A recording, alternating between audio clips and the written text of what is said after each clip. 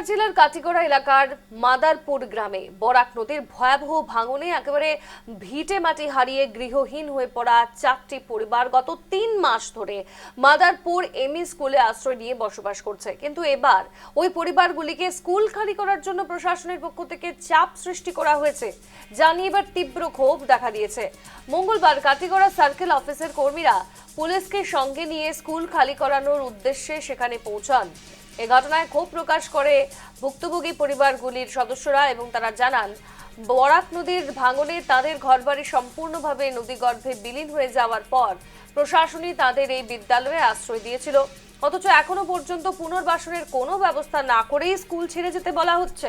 ছোট ছোট সন্তানদের নিয়ে তারা এখন কোথায় যাবেন সেই দুশ্চিন্তায় রয়েছেন তারা।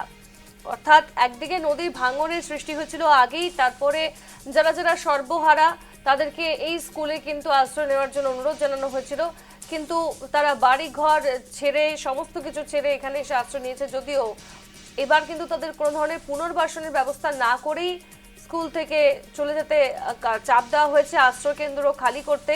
বিপাকে পড়েছে বহু গৃহহীন পরিবার। মাদারপুরে নদী ভাঙনের ফলে 11টা পরিবার উদ্বাস্ত হয়। এই উদ্বাস্ত পরিবারগুলোকে স্থানীয় বিধায়ক জাকারিমত পান্না এবং সার্কেল অফিসার যাত্রাকান্ত কর্মকার ওনাদের সহযোগিতায় এই মাদারপুর পাবলিক এমই স্কুলে শেল্টার দেওয়া হয়। কিন্তু দুর্ভাগ্যবশত ওদের কোনো জায়গা মাটি না থাকার কারণে ওরা স্কুল থেকে যাওয়ার আর কোনো জায়গা নেই।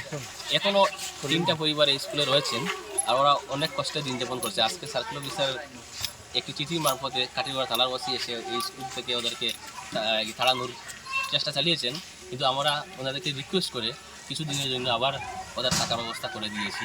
আমি সরকার ও স্থানীয় বিধায়ক এবং আমার মুখ্যমন্ত্রী মহাশয়ের কাছে আবেদন রাখছি যাতে ওদের একটা সুব্যবস্থা করে দেওয়ার জন্য, যাতে ওরা সুন্দর মতো বাচ্চা কাচ্চাদের নিয়ে দিন যাপন করতে পারে।